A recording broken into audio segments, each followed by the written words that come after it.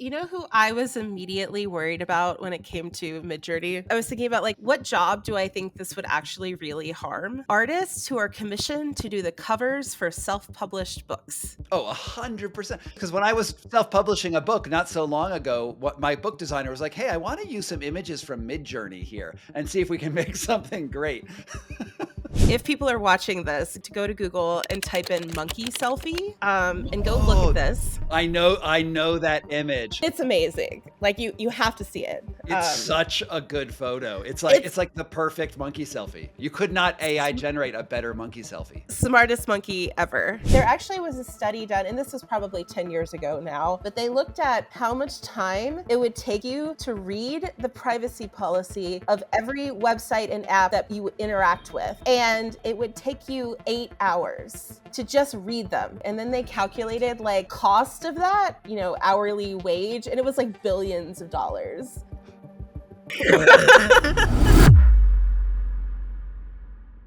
I am so excited to bring you Casey Fiesler, who is like a longtime friend of mine, a person who I played D&D with, which is Dungeons and Dragons, for a very long time, like a year, where we explored dark caverns in a world that I created.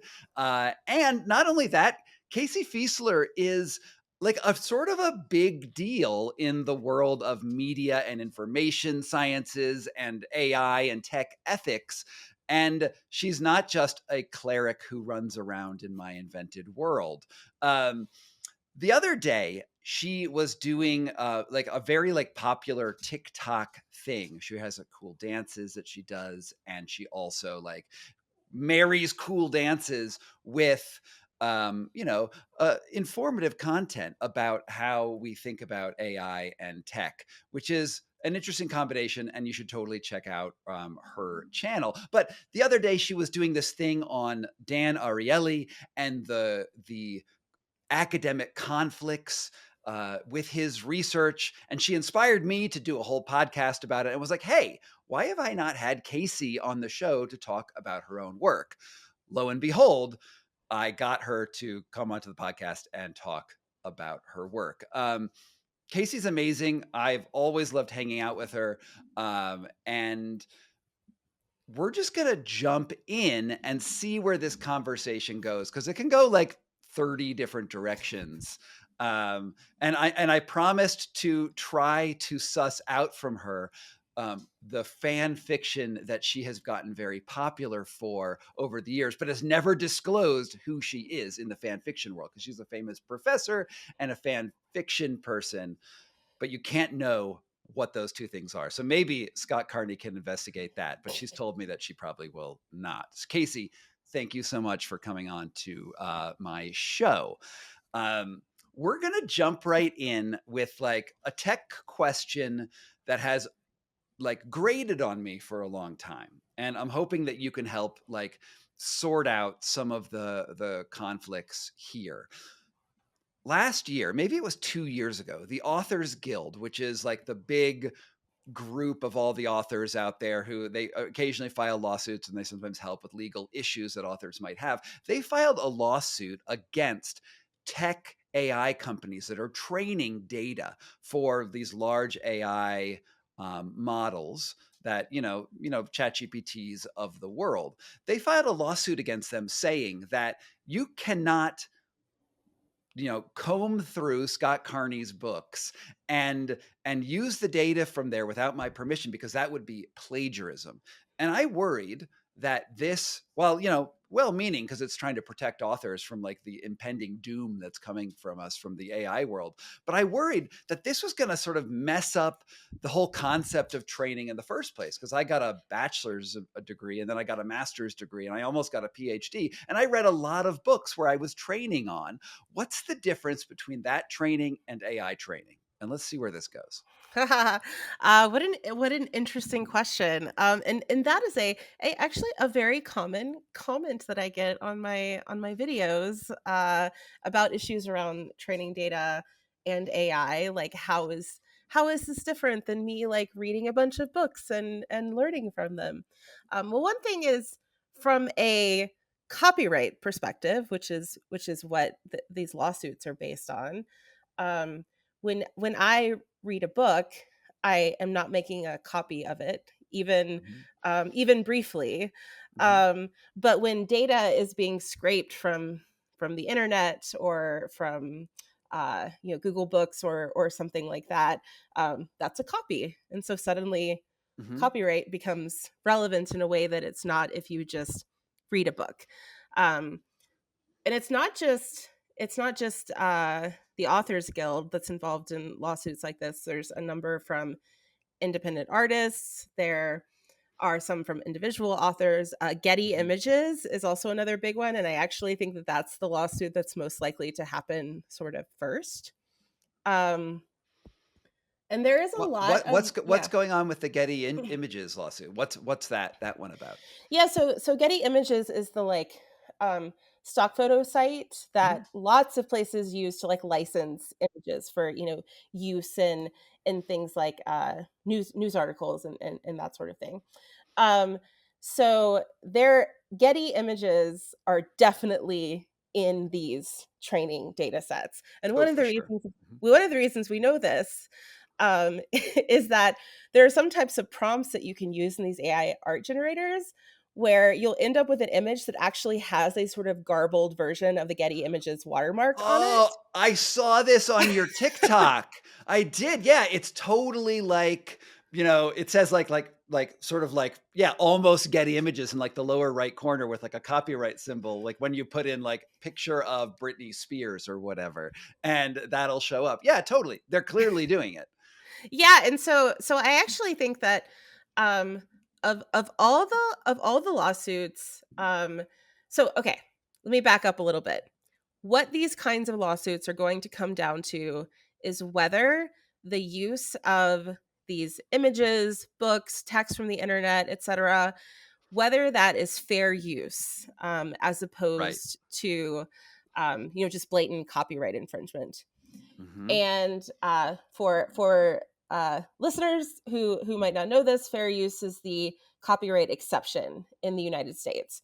Similar things in other countries, but this is what allows you to like quote a book in a book review or use a little clip from a news article or someone's TED talk in your YouTube Hmm. video.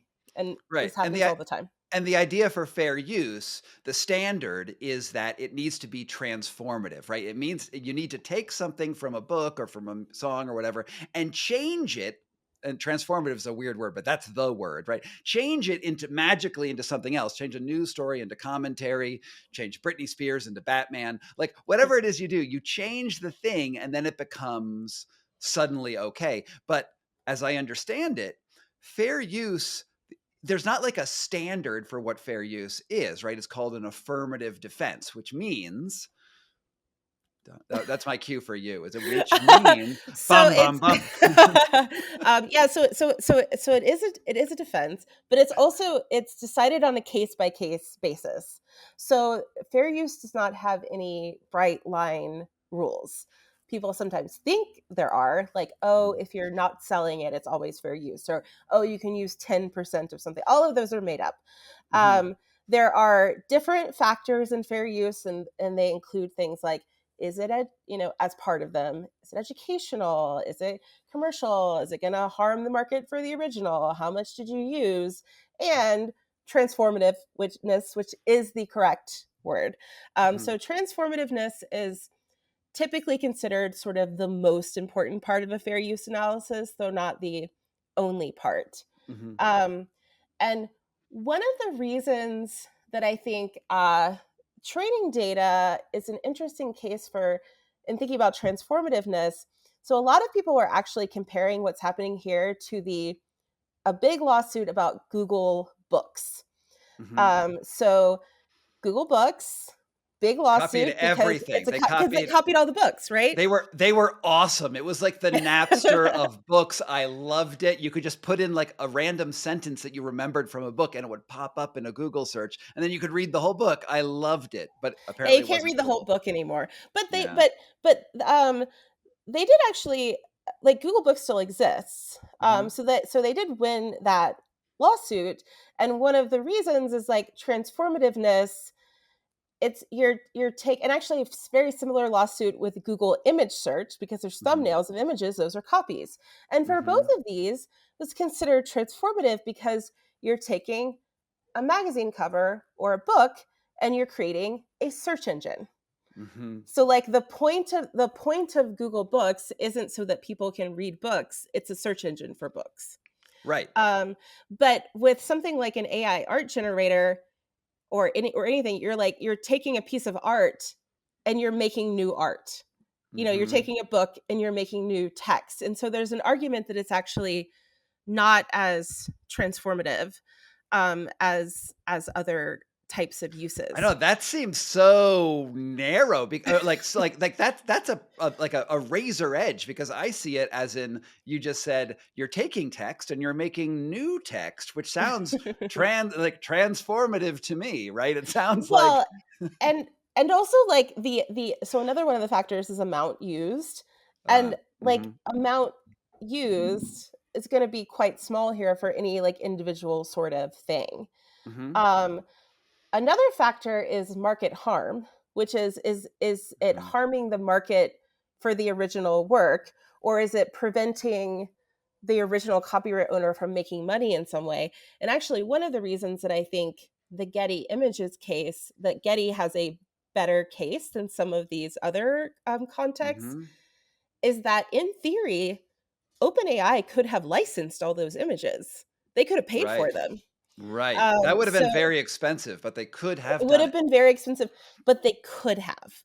Mhm, So between that and the like explicit proof with the like watermarks, I think they have mhm. a slightly better case than some of the other ones.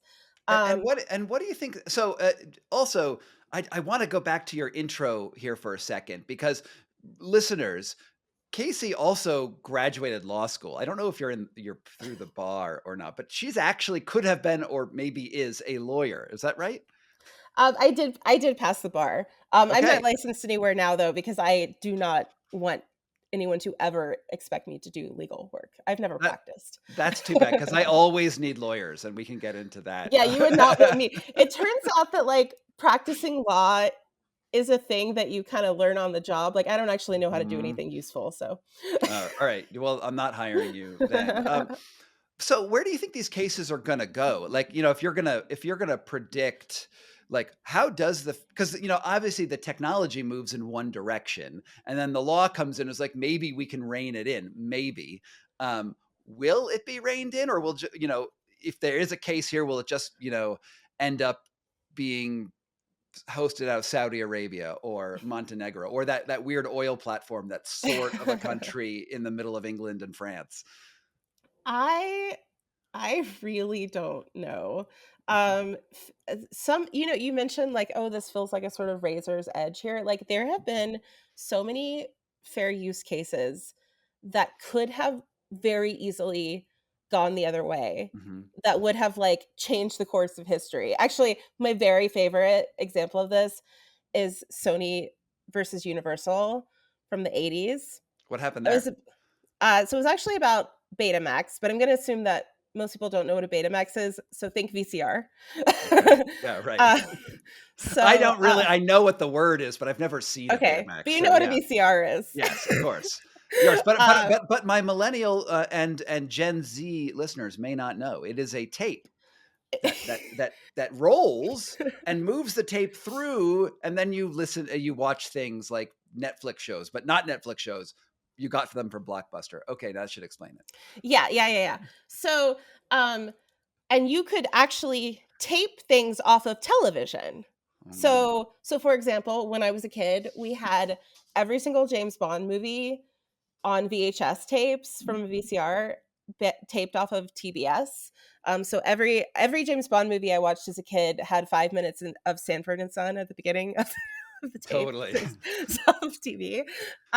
Okay, so because of that kind of thing, what I I just feel like described. I feel like what you just said will be totally lost on those Gen Y listeners, because you could actually record over a tape that you had, and that's why Sanford and Sons would be in the beginning, because it would be under the your James Bond. Anyway, Sorry. Well, in this case, it was because weird thing about cable. For some reason, TBS was 5 minutes off of every other station, so stuff started at 5 minutes after the. Anyway, We're the old, movie. by the way. Yeah, We're yeah, super yeah. duper old. I am an elder millennial. The movie industry lost their minds Mhm. over Betamax and VCRs. Um, they're like, no one's ever going to go see a movie ever again. Everyone is just going to tape stuff off of television and then make 1,000 copies of it and give it to their friends. And we're doomed. It's over. No one's ever watching TV again. It's gonna be like Napster that's gonna come by and It like. was exactly like Napster. So this everything that happened will happen again. Um, Universal Studios sued, not the theme park, the movie company, Oh my sued God. Sony, who made the Betamax machine, for copyright infringement. Because they created a product that people could use for copyright infringement, like vicarious copyright infringement. And it ended up going all the way to the Supreme Court. Great. So Clarence Thomas weighed in and said, it was a very close case, I think. But basically, the argument that the court made was that you weren't copying something in order to make a copy. You were copying it in order to time shift. So what? you were making a copy so that you could watch it at a different time. Oh. And you know what helped win this case? Mr. Rogers. Damn right. That guy Mr. was Rogers a came national treasure. National treasure. Loved him. Had tapes of his shows when I was a kid, because it came on sometimes when I was at school. And then my mom would tape it and then I could watch it later. And this was the case that he made. He said, people are able to like tape things and then watch them together as a family when they want to. And isn't that wonderful and wholesome? And anyway, so Wow. so Sony won this case. But imagine if they hadn't. Imagine if VCRs and stuff were considered copyright infringement. Right. This would have impacted then MP3 players. There were similar kinds of cases around MP3 players because that required copies. God, the and law like is burned so CDs.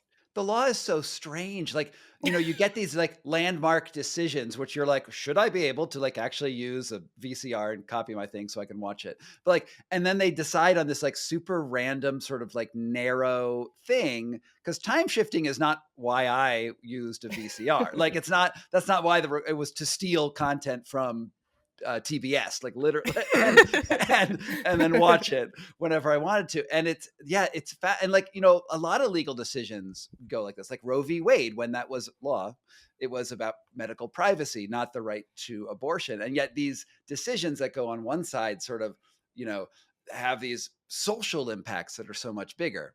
Law, it's crazy. Totally. Yes, I thought about titling my dissertation that, or maybe copyright is hard was another proposed title I had. So my dissertation was actually about fair use. Oh, nice. Which is why, like, there are a few times that I get like really annoyed about, like, frankly, men in my comments, like, questioning my credibility or whatever. I will never comment on your videos again. Never. But well, you can totally come into my videos, but do not mansplain fair use to me. It's like, just like, and being like, I have a law degree and literally wrote a PhD dissertation on, doesn't matter. Anyway. Don't worry. I get explained breath work all the time in my comments on my video. Like people tell me that I don't know what hyperventilation looks like all the time. Written books on it, man. Internet. The internet. But I think my original point here was that I have no idea how this is going to go. Because again, fair use is always like a case by case thing. Right. Precedent ends up like then impacting later cases and this sort of thing. Like, my intuition is that legally it probably is fair use. Okay. that said, I think that the like ethical issues are slightly different. And I think people Mhm. sort of conflate the two, like, oh, that because it feels like this is kind of wrong, which and a lot of, especially like artists, I Mhm. think, people who are trying to make a living from their art and compounded by like, oh, this stuff was like stolen and used in this way that people are profiting from without my permission, Mhm. also in a way that might replace me. Right. Like like, and all of that is totally irrelevant Yeah, to and a fair use argument. right, and but I'll be totally honest, like, I have a subscription to Midjourney, which is an AI image generator, and one of the reasons why I got Midjourney, like, one of my intentions, like, I need to use Midjourney AI generated stuff is because I can create thumbnails for my YouTube content without paying anything more than my $10 a month subscription, and they can be of anything I want. I could do, like, Casey Casey Fiesler. I got her name wrong before this show. We had to record the whole thing all over. And Casey Fiesler, we like I can just do anything. I could be like Casey Fiesler argues in front of the Supreme Court, and that could be the thumbnail, and I would get it for free. It'd be so easy, and it's frankly amazing. And who I was immediately worried about when it came to Midjourney? Like, I was thinking about like, what job do I think this would actually really harm? Mm-hmm. Um, artists who are commissioned to do the covers for self-published books. Oh, 100%. No, it absolutely is. Because when I was self-publishing a book not so long ago, what my book designer was like, "Hey, I want to use some images from Midjourney here and see if we can make something great." Well, because the thing about Midjourney is that you're not going to get exactly what you Mm-hmm. want. Like, it's not going to be exactly. Um and so it needs to be something where if it's not quite what you wanted, but sort of in the ballpark, or where you can like let the image inspire you or that sort Mm-hmm. of thing. That's the so like, a professional author who like knows exactly what they want, they're still going to like pay someone to do it. But someone, Sure. or the other, I talked to someone recently at a conference who works with concept artists. And I was like, Mm-hmm. oh, that's another example of where like Oh, having something that's not quite perfect. mhm. Well, Um, even working with an actual book cover designer, you never get the perfect thing the first time, right? You're always tweaking and changing. You're using that person like Midjourney. You're like, I need to, make this person's eyes bigger, and that can just be a prompt in Midjourney. I think it's, well, it's very transformative. I would say it's very well, transformative of the industry. and so just because this is very relevant to what you were just saying about like tweaking it and not getting exactly what you want. Um, the other copyright issue with things like Midjourney is the content that comes out of Midjourney copyrighted, Right? and who owns the copyright? Yeah. Um, Who? well, there is an answer to this actually. Okay. I keep getting to tell my very favorite copyright stories. Okay. Um, there so I'm hoping that you can like splice this into a video, but if people are watching this, go to Google and type in monkey selfie, and go look at Oh, this. this is such I Do you know know about this that already? image. No, I do, but other people won't. So yes, Okay, tell the monkey selfie. because this is actually very relevant to AI.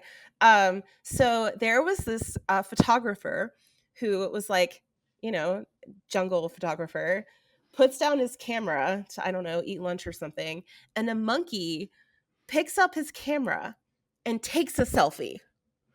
And it's amazing. Like you have to see it. It's such a good photo. It's It's like the perfect monkey selfie. You could not AI generate a better monkey selfie. smartest monkey ever. So the photographer then sells this photograph to some publication, Mhm. and they print it, and great. And then someone else like reposts that photo somewhere on a blog or something.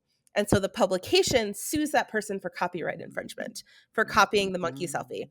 And his response is, you don't own the copyright in that photo, because the photographer didn't own the copyright in that photo and therefore couldn't sell it to you because the Mhm. photographer didn't take the photo. So the Mhm. fact that a photograph is on your phone does not give you the copyright. Right. in This issue like freaks me out as a journalist all the time, because it's not like if I give you my, like if I'm walking down the street, right, and I give you my phone to say, hey, take a selfie of, like, take a photo of me and my, my wife in front of this coffee shop, whatever. They take that photo. I think this case technically means they own the photo, that Well, random stranger. so yes, that has always been true. They own the copyright in the photo. Now, I've Yeah. never heard of any case where like that kind of thing has come. Well, Uh-oh. this has come up. Revenge. Right. Okay. Let's get into revenge. Okay. Now, editor. Now we need a flashy sequence of a lot of. Okay. Wait. Go on. Um, so the brief version of that is that because we barely have any like privacy laws in this country, frankly, like you almost can't deal with things like privacy harassment. Copyright is almost always the best way to deal with those kinds of things.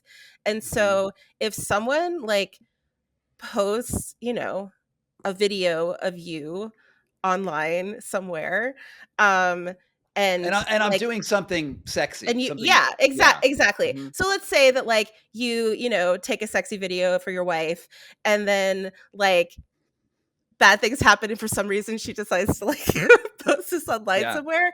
Yeah. The fact that you took the video means that you own the copyright in it, and that's what allows people to be able to like get it taken down. No. The fact that my wife owns the copyright because she took it. Well, if you took it, I meant, because a lot of Oh, if times this is I something where took like it. someone will like text sexy photos to someone or Sure. whatever, Sure. right? But what Okay. if she took that sexy photo? Well, then she does own the copyright in it, and this is why we need actual privacy laws and Pause. things to like hit this kind of thing. Because the fact that you have to like use copyright to deal with things like being harassed online or like privacy violations is ridiculous. Okay, back to the monkey. Wait. I sort of want to. I want to give Okay. instructions to my video editor. We can do a whole bunch of mid-journey AI photos of me having revenge taken. Oh wait, no, don't do this. Don't do this. Don't do that. Do not do that. But I can Back answer the question about who back to would the own the monkey. copyright in that. Okay, Um, okay. because of the So monkey. because of the monkey. So so this went to court, including like I can't remember exactly how, but like somehow PETA was like on the side of the monkey. Wait, um what? PETA? What are they doing here? Okay, I so, PETA was in the they were copyright involved dispute. somehow, but it Right. was just a copyright dispute. I was actually interning at Creative Commons when this happened, and we spent like a whole day talking about it. And the conclusion that we came to at the time was what actually happened, which is that no one owns the copyright. There is no copyright because animals can't own copyrights. But Because animals are property. well, just because only humans can own copyrights. It's Okay. like the actual term is human authorship. Oh, okay. Um, Convenient. yeah. Yeah, I made this point in some video once about like only like animals can't own copyright, and someone comes at me like humans are animals. I'm like, come on, like you know what I meant. Wait. So all of those elephants in Thailand that are painting things with their trunks and selling them to tourists who go through Thailand, those elephants do not own their artwork. There's no authorship there. So that is true. At least, and this is all U.S. law. The reason I know, so I actually had a question about that previously because I wondered if it would have mattered if the photographer had given the camera to the monkey. Oh, actually, like intentionally said, "Here, monkey, take a Yes. photo," because Like he's giving art direction to the monkey. I wondered if that would have mattered. And so this made me wonder about the painting elephants, but the Copyright Office in the US actually issued this report like quite early this year about AI, and they explicitly mention the monkey selfie case, and they also mention painting elephants. Damn. Because a very like common law school copyright hypothetical to like help law students understand this is that like you are a photographer and you like set up a scene, you like do the lighting, you like test it, you like make everything happen, you like pose a person and like set everything up and look through the camera, and then you have someone else walk over and press the button. Right. Who Right. owns the copyright Right. in the photo? And the answer is the person who did the work, like the Mhm. art like pressing a button does not give you authorship. So so someone who like just presses the button, they didn't like create art, right? Mhm. Um, so the Copyright Office right now says that this same kind of thing is true for AI. If you type into Midjourney, like woman in a red dress, Right. you have not, you are not Uh, an author. I'm not so the prompter, right? So there was also this like um art contest in Colorado Springs, right? Where a guy won the art contest because he put in a very specific prompt in Midjourney to create a nice piece of art. You're saying that he actually did not copyright that art is not copyrightable. Yes, and actually, the Copyright Office specifically took up that case Right. because he tried to copyright it, and they said like Mm. pieces of it that he did, like photoshopping it at the end or whatever, that could be copyrightable, but Mhm. not like the overall thing. But Right. I think that what's going to happen is we're going to end up with some kind of test case for how much authorship can make something copyrightable. So Mhm. I think there's a difference between going into Midjourney and typing in "girl in a red dress" Mhm. and writing like a 5 paragraph essay of exactly what you want in great detail and then tweaking it 100 times, Mhm. which is actually what that artist sort of said that he did. Right. Um, I do think that there's a difference Mhm. there. And I suspect that at some point that difference will become sort of more clear. But right now, Mhm. in the US, AI generated artwork is not copyrightable. Yeah, I'm good with that in terms of copyright because I do look at AI generating stuff as sort of a tool to do work. Um, as in that I'm putting work into it, but also like copyright is oftentimes very punitive when people start trying to like attack you for copyright theft. So I sort of feel like it could be a great like neutral zone. Like, all right, you copyright should be like there's no copyright because you use this specific tool. Like if I took Betamax and I copied James Bond things because I use Betamax, it doesn't have copyright. That probably wouldn't work in that case actually. I'm not a lawyer. And now, word from our sponsors, by which I mean you. Thank you for being here. And I wanted to say if you really like the stuff that I do, it would be great if you could support the show on Patreon, where you'll get early access to new videos and a lively community talking about, well, the weird things that I talk about on this channel. It would mean a lot for me if you could check out the link down below and, see if this is right for you. But if it doesn't, you know what really also helps me? If you like and subscribe and hit that bell icon, the algorithm really, really cares and it gives a massive boost to let my channel spread all over the internet. And without further ado, back to the video.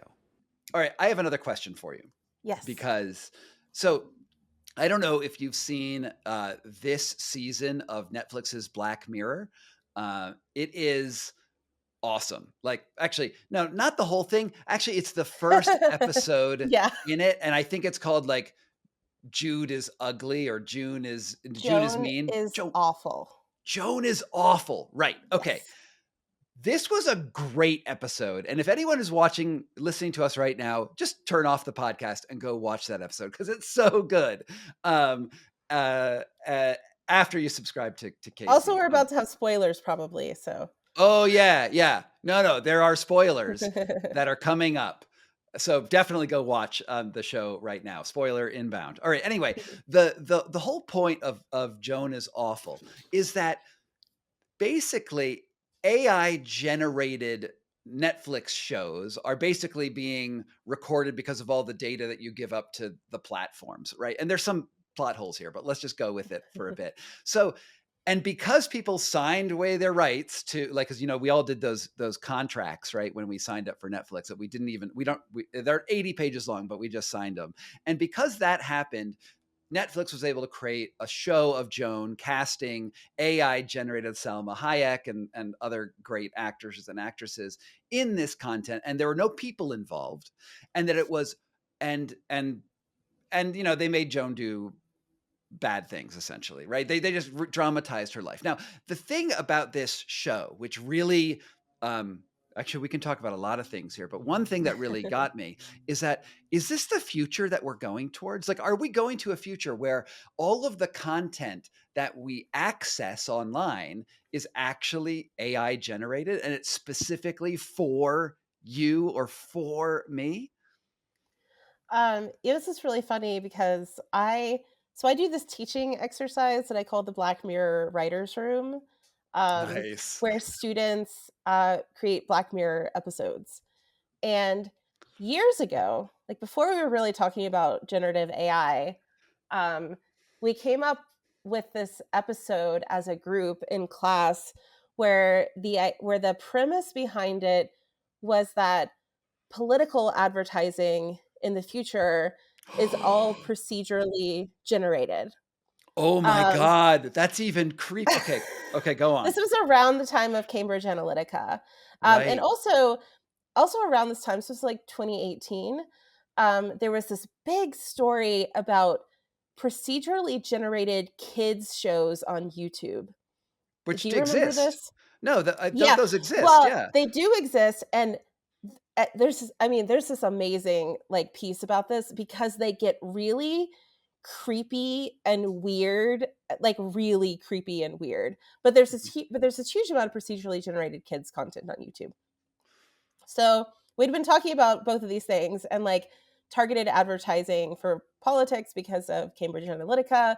And so we had this idea that like every political ad is just targeted directly to you, like procedurally generated, like who is the news anchor, or even maybe just like all political news or Yeah, all news. and Who is the because news anchor? Yeah. they know so much about you that they can target your specific things that make you want to vote for that person. Yeah, but Yep. it's probably even worse than that because it's probably every piece of news that you get ever, right? If it's just clicks that are driving the engagement here, it could really be every single news story that comes to you. Oh, we're going to talk about Gaza. Well, maybe we'll say Gaza happened, but it will be extremely narrowly, tightly focused on my own personal, beliefs that they've gathered from everything. I mean, I can see this happening.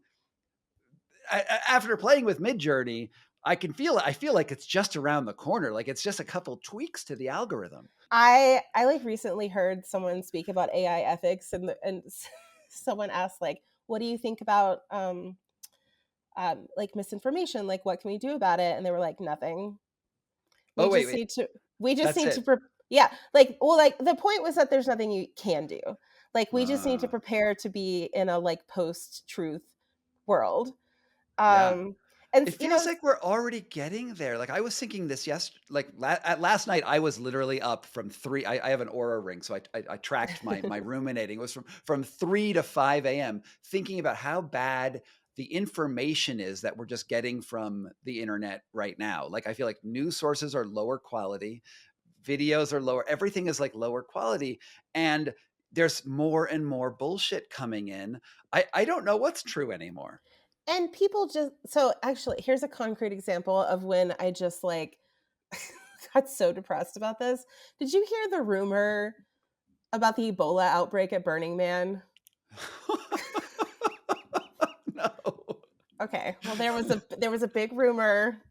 There was, I mean, like, crazy stuff No, happened what at Burning happened? Man Tell. this year.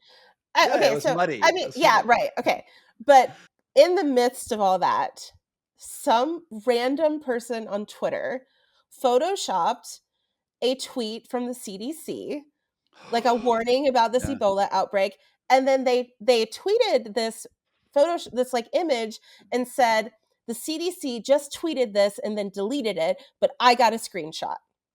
Okay, that is what started this rumor. Oh my gosh. And it exploded. And then a bunch of people like also started making stuff up. And and the number of people that believed, that just indiscriminately believed that this was true. Like I made a TikTok explaining where this came from, why it was misinformation, why it wasn't true. And I still had someone comment and say, well, I just saw this thing. Yeah. I went and like looked at that thing, also completely fake. And they're Yeah. all just from random people on Twitter. Yeah. No, this happens like this is like life on the internet. I think every user, every listener here right now feels exactly what you're saying. It's like, it's like everything becomes he said, she said with like bullshit at the bottom of it. And then sources that back up the bullshit so that you can cite, and there's probably even a scientific paper put into PLOS One backing up the bullshit because it's just this mill of horror. And I'm sad that we can't fix it. I like what 3 years ago we were like, what should happen? We should have Facebook and Twitter, police misinformation. I'm like, what, you want Elon Musk now to tell us what's true? Which is what happened. The problem, like, so the thing that about AI that I think will make this worse is that like, I would like to think that most people now can like look at an image and be like, oh, maybe that's Photoshop. Now, if you saw a TikTok of the director of the CDC giving a press conference saying there is Ebola at Burning Man, you also could not believe that. Right. You have to be able to interrogate and evaluate the source of the, like, you have to, if it's just some random person on TikTok, where did they get that video from? Like, you have to be able to evaluate the source of information, and people aren't willing to do that. I know. It's impractical. It's like, I'm an investigative journalist and I do that for some things for sure, but I've been snookered on at least 5 cases in the last year where I've like retweeted something because I was like, oh yeah, this seems right. And later it was some viewpoint that I just like maybe ideologically gelled with a little bit. I was like, oh, that must be true. Trump must have eaten a baby or whatever. He probably didn't eat a baby, but like, it was something like that that just felt, maybe it was like Trump was admitted under oath that blah, blah, blah happened. And I lean left. So I was like, oh, of course he admitted under oath that this thing happened. And of course it didn't occur. We all do that. Yeah. Yeah. It's funny. I was talking with Dan Ariely about this. So after I saw your TikTok, or you had a video about Dan Ariely, and then and he was the guy, the lying expert who got, he's under shenanigans for maybe making up some of his data, but he just wrote a book called Misbelief.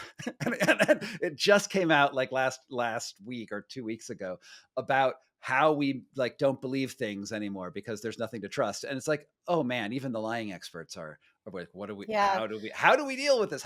And what is truth? There's a really good book called Calling Bullshit. From some professors at University of Washington who teach a class with that title. Okay. It's a very good book. Can you just summarize it for me in a TikTok with a dance? Because that's really the only way I'm going to absorb that. Yeah, I feel like your listeners are going to be really disappointed when they go to my TikTok and see that I don't actually do dances. No, you did. You did a dance. I did one. I did one once. I saw it. The entirety of my dancing. So disappointing, I know. They're good though. I like your TikToks. All right. Did we answer the Black Mirror future? I guess we sort of did. Oh, right. So the question was like, so yes, I think that highly personalized content is part of our future. Yes. Okay. I mean, an interesting thing about that episode too is that it was very prescient of the actors' strike. Totally. In fact, I read an article about, like, actually it was during the writer's strike, but it was an article about how maybe the actors will also go on strike, but before it actually happened. And they explicitly used, like, as a hypothetical example, George Clooney. Like, what if George Clooney could like be in 10 movies instead of 5 kind of thing. Right. And that was so funny because in that episode, one of the like off the cuff mentions is that George Clooney is likeness is being used as Thomas the Tank Engine. Right. Yeah, I think about this in the future is like, there's already fewer movie stars than there were 20 years ago, right? 20 years ago, it was like Brad Pitt and George Clooney were sort of like just rising stars and coming off into the world. And they were like the blockbuster people. And it feels like we haven't generated a new star at that level at all. Like they tried it with Timothy Chalamet, or the guy who was in Dune and like Yeah. 20 other things, but they haven't been able to create a star because the stars are all, still producing their content, and the name recognition is already there. And why wouldn't AI cast young, sexy George Clooney and with opposite Julia Roberts 100 years from now with all of the great stuff that they have? Because they know these are proven box office sellers. Yeah. I understand why the actors struck. Like, I get it. It's like we want a Yeah, well, future. and they want control. I mean, I think that the fundamental problem is that what they're going to try to do is get in on the ground floor, like before someone's famous, and like make Hmm. these incredibly awful. Like I just saw a YouTube video the other day about how Orlando Bloom made less than $200,000 for all of the Lord of the Rings movies. Wait, what? That was his like first No. big role. Wait, was it? I thought Pirates of the Caribbean came out No, that before was then. after Oh, I was in a after the first one. I was Yeah. in a sauna with Orlando Bloom, like when I was writing What Doesn't Kill Us, and I shared a bench with him, and I should have asked him about this very question. I was like, "Did you really get screwed on those Well, on those I movies?" mean, He's he fine. was like, I would do it again, and it's fine that. But the point is, if you're like a struggling actor and you get Hmm. some like bit part, and they're like, oh, we'll pay you $5,000 more if you give us the rights to your likeness for eternity. And then Hmm. that person becomes really famous, right? So I think that's part of like, because they were like part of that original contract that they proposed had like background actors as Oh like my having God. like likeness rights in perpetuity, Yeah, and and that's if ridiculous. if there's anything I've learned from negotiating with publishers and movie studios and my career, it's that they will always screw you if they can. Like, always get a lawyer to look at your contracts, because they are predatory, and they're thinking so far ahead of what you're thinking of as you're trying to sign that. You're like, I just want a deal. I just want to write my book and do a good piece of work. And they're like, how can we own your life forever? And they have these demon horns out of a D&D character that sprout up, and then the book is burning, and they present it to you like that. Who's Raphael in Baldur's Gate 3? There you are. Just like that. That's for my um nerds. That's for my there and nerds. there's this like huge imbalance of power, right? So Oh, actually like people's actually famous people video games, actually that would be a like using mhm. someone's likeness in a video game because it's all just motion capture. Oh my Yep. God. All right. All right. So the last question that I have written down Mhm. here, actually, no, there's another question. So one of the last questions I've actually gels with this really perfectly. So you recently wrote an academic article about like our blind acceptance of terms of service contracts online. And you used one of the instances that you began the article with was how like YouTube allows them to modify and distribute derivative versions of your videos for free. And this would be something that a lot of people would be like, wait a minute, did I just sign away all of Mhm. this creative content I did to Google, to Google? Um, and I don't know if you listen to this Planet Money episode. I listen to a lot of Planet Money. It's an NPR's podcast about all things financial, and they've been like going to town on intellectual property stuff lately, and I love it. And one of the things they said is that these contracts that you sign, these terms of service contracts, are legitimately legally binding in a way that you can't get away from. And that's what happened in Black Mirror. They have these 80-page Mhm. contracts, and the lawyer comes in and says, well, you signed it, and there's really no way we can even take this into court because it's so ironclad. Is there anything, and even Planet Money said this too. It's like, yep, you signed that thing away, and all the court cases have failed to work with to change it. Is there anything being done in the world to change the click through terms of service? You own my child after I click this without reading it, stuff that's going on.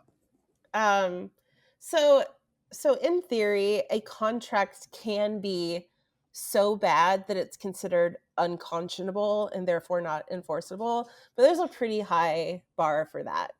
Um, it's funny you should mention the firstborn child thing though, because there were some researchers who did a study maybe 5 years ago where they created a like landing page for a fake social media Mhm, network, and then had students at a university, like they told them that they were just signing up for this platform, and then mhm. had them like answer some questions at the end to see whether they were reading the terms of service before they signed up.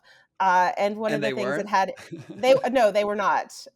Mm, Well, some of them were, but very, very few. But one of the things in there was that they were promising their firstborn child. Uh, literally, yeah, literally.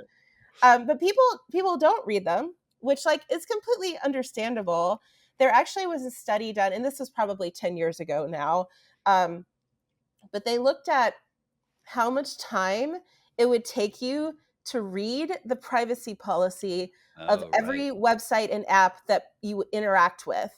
Mhm. And it was something like it would take you 8 hours to just Every read them, like Mhm. based on like normal adult reading speed. And then they calculated like the like cost of that, like the amount of like like average hourly wage, and it was like billions of dollars Right. And spent you reading these privacy policies. and, in some cases, like, you don't even have an option to use it. Like, you get, like, government information through these websites and apps and things like that. You get necessary bank account stuff. Like, you actually can't function in the world without signing away who knows what in these contracts. Uh, yes. um and people are like, oh, if you don't like it, don't use X or don't use Y. But like, even if it is something that you reasonably can't use, there are opportunity costs Mhm. to like like sociologist Janet Vertesi um has like did this whole thing about not using any Google products at all ever, and it's actually really hard. Yeah. She also did a thing where she tried to hide from the internet that she was pregnant. Oh, Also no. very, very hard. It requires you to do things like buy gift cards in cash and then use those to like buy baby things. I mean, it's for like the way that this is Right. all so deeply like everything. It's very hard You to actually like have to join MI6 in order to not let Google know you're pregnant. Is that right? basically, yeah. It's very very difficult. But my question was, what is actually being done to like change this? Like, the everything I've written about is like it's sort of like what you said about AI and misinformation. It's sort of like, well, we just have to live with it. Well, I mean, so there's terms of service and there's also privacy policy. So I will say that like GDPR in the EU did have a bunch of All provisions right. in it that required certain types of transparency in privacy policies. Mhm. And I will say that in part due to like these kinds of complaints, a lot of websites and stuff have made like more readable terms of service. Mhm. Like when I did that study and I collected it was actually a while ago. I collected that data and I think like 2014 or 2015. At the time, LinkedIn had like the most just like draconian of like their copyright Mhm. terms were ridiculous.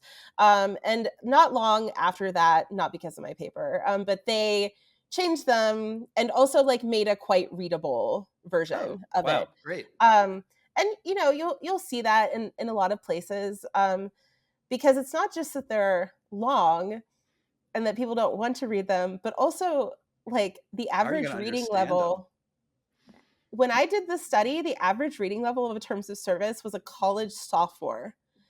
And there Yeah. were Okay. multiple, like 6 or 7 that like PhD level reading Right. level. Right. Or like even specialist lawyer. When I signed like a lot of contracts all the time. It's like defining terms that are then show up like 18 pages later, and you're like, oh, what was that term again? What did that mean? And yeah, it's hard. It's really, really hard. Yeah. Well, so there's that. um, there have been discussions of regulation around some of these kinds of things. The Digital Services Act, which is a new thing in the EU, has a little bit around like more transparency around some practices of like social platforms. It's hard when there's not regulation and there isn't a big incentive for platforms to do something about this kind of thing. All right. So the last question was something that I promised up front. The last planned question is something I promised up front, is that you are a famous fandom writer of some sort of fandom fiction that I can't talk Is that a about. question? No, that is a statement. So my answer to that would be not anymore. Oh, But okay. there was a time when I was a like reasonably well-known Harry Potter fan fiction writer.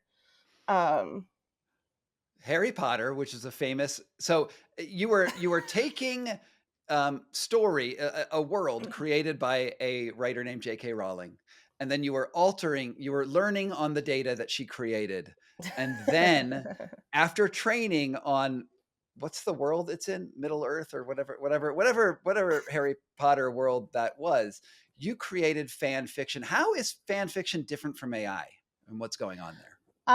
One thing is that AI writes really bad fan fiction. So fan fiction is better than AI. Are you just saying that because you were a famous fan fictor? No, I'm actually going to use this to explain how ChatGPT works. Okay, great. So ChatGPT and in any large language model, like you sometimes hear people jokingly say, like it's just like fancy autocomplete or spicy autocomplete is another term I've heard. I like that. That's obviously very simplified, but not completely inaccurate. Because it is a incredibly impressive like statistical probability of what word should come next. And Right. because of that, it gives you exactly what you expect. Exactly. I've been giving some sort of generalized talks about AI ethics, particularly at like universities and like the Denver Science Museum recently, some places like that. And an exercise that I've been doing is having ChatGPT write the first scene of a script for Star Trek the original series where the crew visits that place. So Oh, cool. I have one like at the Denver Science Museum, I have one at like Northwestern University, and it's really funny because it's like it's exact like, there's like a damn it Jim, I'm a doctor, not a professor or whatever kind of joke. And then there's like Spock being Spock and but it's boring. It's not Right. good, right? Yeah. It's because it's a jumble of tropes because it's exactly what you expect it to be.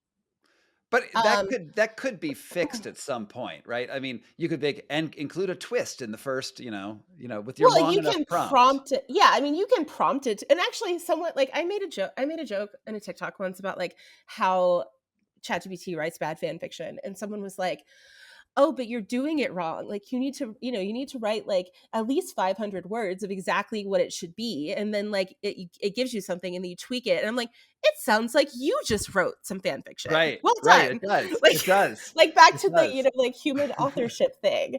So I mean, obviously, like we learn from things, and like there's nothing new under the sun, etc.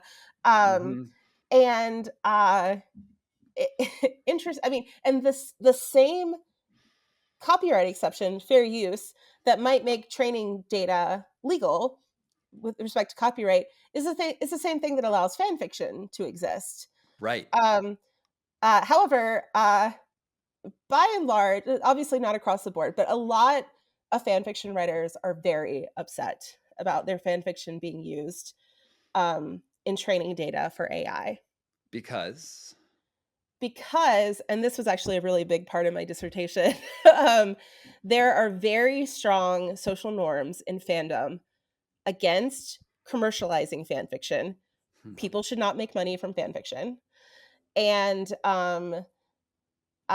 towards credit and attribution, To the because to the to the to au- the to the not the first author, the second author.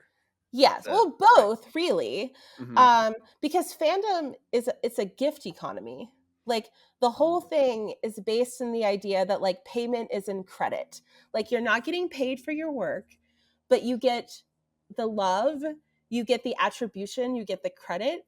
And so, for example, if you like took someone's fan fiction and wrote a sequel to it, you would give credit to that original author, and like that's what people do. Hmm. And this is why, for example, like people in fandom were upset about 50 Shades of Grey, which started out as Twilight fan fiction, Oh, not right. I not because forgot about that. so did I just go down another rabbit hole? No, well, um yeah. well, the short version is that it was alternate universe star not Star Wars, Twilight fan fiction. Um, Vampires eventually got into bondage, and somehow they well, there were no unvampired. vampires. Like that's the Oh, whole thing. There were no vampires. It was always just, what if Edward were a kinky businessman? what if? So so there was nothing copyrightable from Hmm. Twilight, because like it was literally just the names of the characters and their personalities and like Huh. their basic relationships with each other. And so when she changed the names, like there was nothing copyrightable from Twilight at all. But people in fandom were like, this, like, you gave this to the community. We gave you feedback, and like it was Hmm. part of this like gift, and then you took it away and sold it. I mean, not a lot of people were like really upset about that, but it was a little bit of like a normative violation. And frankly, if I were her, I would have been like, yeah, but I'm a billionaire now, Yeah, so. I mean, it was fine. Now, I think that if it had not been such like very strong alternate universe stuff, Hmm. like it would have been, that might have been different. But yeah, this idea that like someone external to the community Hmm. is taking fan fiction without consent, Hmm. using it to create something for profit that someone else Hmm. is making money from, Hmm. and not giving any credit or attribution to the underlying work is like the worst thing you could do. This dovetails into a new nerdy question that I have. Do you have time to talk for like another 10 minutes? Are Yeah, you sure. running out? Okay. So there is for those of you in the audience who really don't want to go down the nerdiest rabbit hole I am able to go down, you can end now and go check out Casey's Twitter and stuff, and give lots of money to people on Patreon and whatever needs to happen. Okay, recently, so you and I have a history, right? We played a game called Dungeons and Dragons for at least a year in a world that I It's created. longer. Oh my God. Yeah. It's a Yeah. lot of work to run a Dungeons and Dragons campaign. I just have to say, it was like writing an extra book. The reason I have not written 7 books is because one of those books was like around a table with some friends in basically a fan fiction universe of Dungeons and Dragons. Like that's sort of like what I created. And um you played a cleric. I forgot the name of your cleric, but it was a very nice Lethal. Lathel the cleric. And um recent so and D&D has like blown up. It's become this whole thing. And recently, are you aware of like the is it a lawsuit against Dungeons and Dragons over copyright? Like there's something going on in this world where people are saying Dungeons and Dragons is dead at the moment it becomes truly mainstream. I know only a little bit about this, and it has something to do with, I think, some like new terms that the owners of Dungeons and Dragons are trying to use to like put more restrictions on how people, like, what people can do with it. That's sort of the extent of what I know about it, though. Oh, Um, I thought this would have already been down the nerd hole. Yeah, so no, it's on. I only heard I've only heard a little bit about it, and I never actually, like, went down the rabbit hole. Uh, well, it's interesting because it is in this fandom phase of things. Like, it's in the same world. Like, people play Dungeons and Dragons, and it's a set of rules with some worlds that they also have there. And it was originally created by a guy named Gary Gygax, I think is his name, and then it was bought by TSR, which was a company for a while, and now is owned by Wizards of the Coast, which is the people who put out Magic the Gathering. And as it's become more and more popular, they've basically made it, as I understand it, you can't use those rule sets in other, in Yeah, other yeah. platforms in other ways, because you 8 people who've written your own little fan fiction worlds around that table, you will be violating the copyright for playing this game.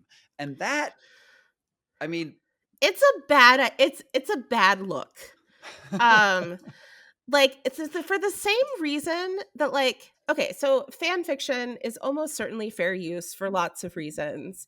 Um, Sometimes it's a little bit, like, less clear if something is commercial, for example, but you don't really hear about big media companies going after fan mhm, works unless it's like an egregious commercial use of something. right. Um, and part of the reason is because it's a bad look. Like, you don't, Mhm. like, don't sue your fans. Like, and so I feel, yeah, I did hear about this, and I was just like, oh, so, like, why? It's interesting that might be that this is the first time that we've been able to come to a place where there is a control on some of this stuff, right? We talked about, you know, um, you know, all sorts of intellectual property theft and misinformation and terms of service contracts. But the first time you're like, well, there is a control on it, is that it's a bad look. It's your reputation might not look so great. So that is really, at the end of the day, the thing that is our saving grace, is that you could embarrass people until. And honestly, that, I do a lot of stuff on sort of like technology ethics in general, and get asked a lot, like, what can we do? Like, what's the business case for ethics? And honestly, that's kind of it. Mhm. Is that sometimes there's something that is a bad enough look that it can impact your bottom line. Oh Um, man. though I feel like there tends to be a really high bar for that, which is pretty sad. Oh, and it's getting higher and higher. Like with Oh my politicians, if gosh. you can have like one rape case against you, but it really, if you have like Oh, seven, then it's a problem. It's like, is that the way we create political change I now? don't know how we've gotten to this point, but But it is. gradual, yeah. Ugh. That is the point. Luckily, a lot of them have a lot of rape cases under them, so it's the new bar. Casey, thank you so much for being on Scott Carney Investigates. I will obviously have links down into the description to TikTok and Instagram, like stuff. Oh, you have a YouTube channel where you give I advice do. to how people can become, get into grad school, and it's Oh, mostly.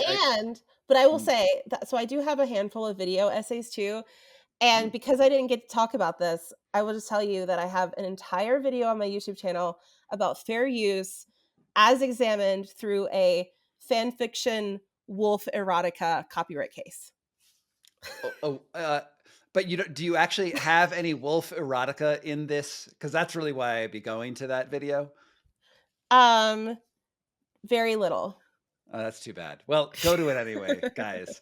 I'll put links down in the description. But Casey, so for people who are listening on the podcast, where do they find you? All of my social media is linked off of casey.prof Casey website. Prof. Casey.prof. At casey.prof in all of the places you can find it. Again, thank you so much for being here, and let's play D&D soon. Let's get you into a sauna and ice bath. Let's do that. At the same time. At the same D&D sauna ice bath time. All right, it's gonna happen.